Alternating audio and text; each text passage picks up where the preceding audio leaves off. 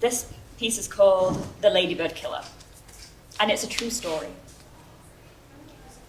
I always treated insects with more respect than I did most humans. Always moved snails out the way on rainy days. It's important to know, you cannot simply lift them up because the G-force will rip them out of their shell and kill them. Instead, and this is important, place a leaf next to them to crawl upon.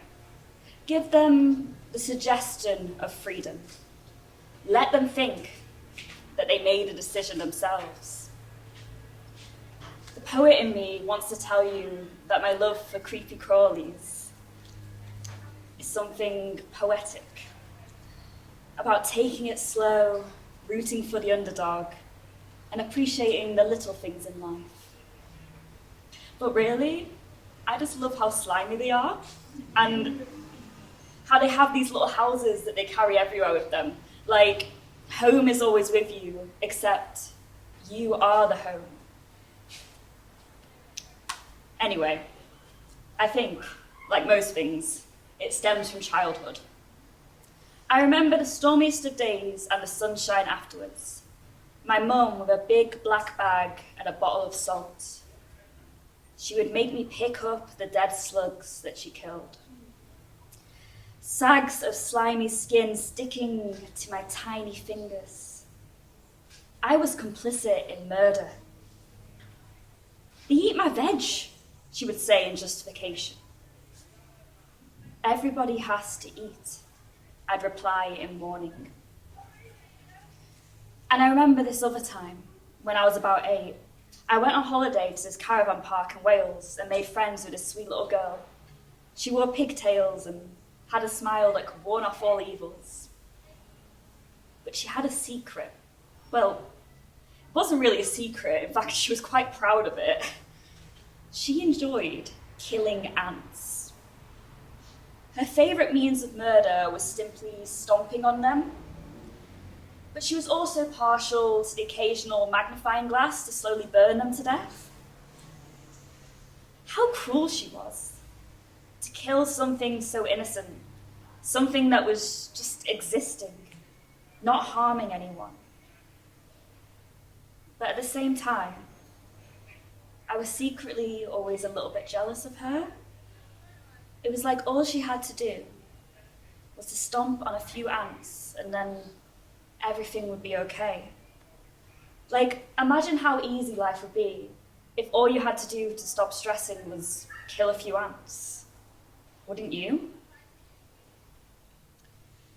Anyway, I'm thinking too much about the past. This is now.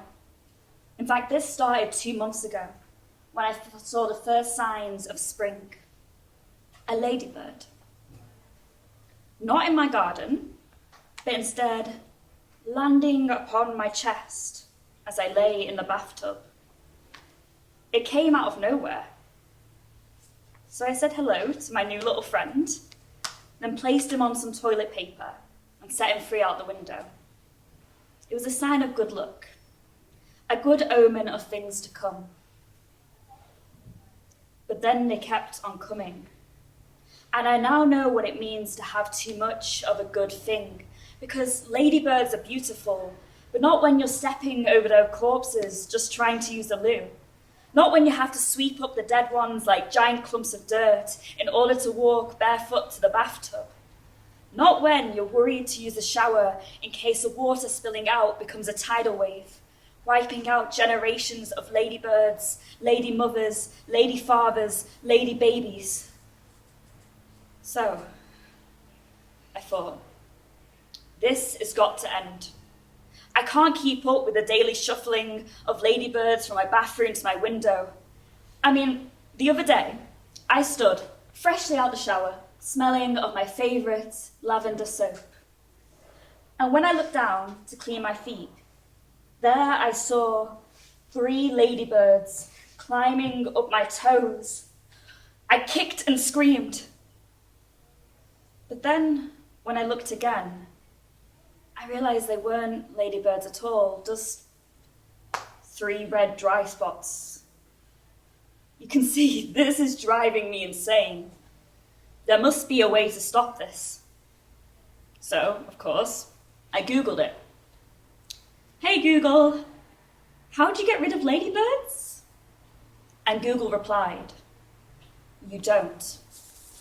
Without killing them, there is no way to get rid of ladybirds. In fact, you definitely shouldn't kill them, not just out of the goodness of your heart, but because they are good for the world. They make ecosystems healthier, they make children smile, and my gosh, don't they look so pretty? How could you kill a ladybird? But I did. And it's not even like I did it out of kindness. I didn't just see one drowning in a droplet of water and think, I'll put it out of its misery. No. I waited until I was miserable. Until I was avoiding showering, avoiding brushing my teeth for fear I'd find a ladybird between the bristles. So one night, at exactly 1 a.m., I grabbed a hoover and set to work. There was a colony of ladybird clustered in the corner of my bathroom window. There must have been thousands, but I couldn't tell because they all blurred together. Black and red dots upon black and red dots, forming bigger black and red dots. Maybe that made me feel a bit better about sucking them into oblivion. It was like I was killing one ladybird and not a whole city of them. I applied dish soap to the wound of my window, like Google recommended, to keep them from coming back. And I swore I would never speak of this ever again. But it only took a week for them to reappear. I guess now I've got to learn to live with my ladybird neighbours. Let them die, let them live, and let them make the stupid decision of coming into my house. I guess I've got to accept that this is their home as well as mine. But the crazy thing is, I was telling my friend about this, joking because I can laugh about this now. I was saying about how she'd have to watch her step when using the bathroom so that she doesn't end up a ladybird killer like me. But when she got back from the loo, she looked at me dead in the eyes and said, "What ladybird?" I laughed in her face, grabbed her hand and dragged her to the bathroom to point out the red and black spots upon red and black spots upon red and black spots.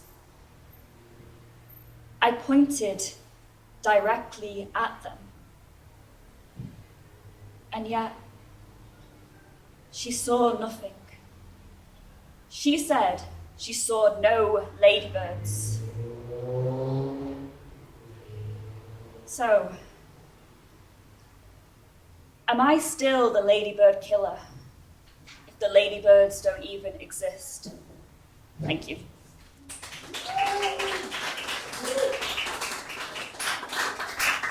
That was amazing. I feel terrified now. I used to have a ladybird infestation in one of the uni accommodations I lived in, and it was not fun. So real. That was fantastic, Lauren. Please, everyone, give a big round of applause. Would you like to share your sense? Yeah. I can hand them out while you speak. Hello, I'm Lauren. Lauren Temple Poet on Instagram. I also run poetry workshops for an organisation called Young Identity, who offer free poetry workshops. I run the ones on Wednesday in Old Trafford, but we've got ones in Home Theatre, Central Library as well, and they're all free and fantastic. So yeah, thank you.